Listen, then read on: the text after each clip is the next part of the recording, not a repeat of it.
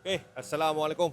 Ini kita ada sebiji zone test yang baru keluar kemarin. Okay, dia main pasang exhaust ni. Apa nampak? Back pressure. Exhaust ni bunyi dia tak derah. Tak derah. Sedap bunyi dia. Okay, kita dengar bunyi dulu. Kita dengar bunyi dulu. Nampak? Bunyi dia memang sedap. Sedap sangat-sangat. Dia back pressure lah. Kalau kita guna X-Max, dia back pressure. Okey, dan ni kita tanya owner motor ni. Macam mana dia boleh nak pick up, nak pasang exhaust macam ni, apa semua kita tanya dia. Okey bang, Assalamualaikum. Salam. Abang dari mana? Saya dari Aluk Start. Dari Start. Abang main ni tak payah boh.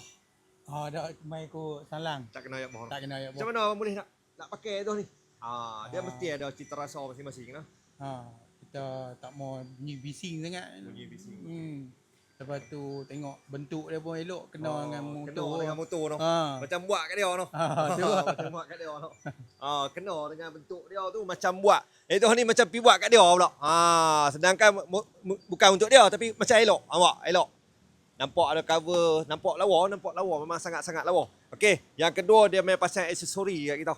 Okey, yang pun nampak color-color biru ni aksesori yang dia pasang kat kita. Ni nampak. Ni yang biru-biru ni semua dia pasang kat kita. Ni aksesori ni kita ada dekat kedai, apa boleh main tengok.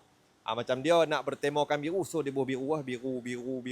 Ni kan ada lah benda-benda yang biru ni hampa nampak, belah jack tu.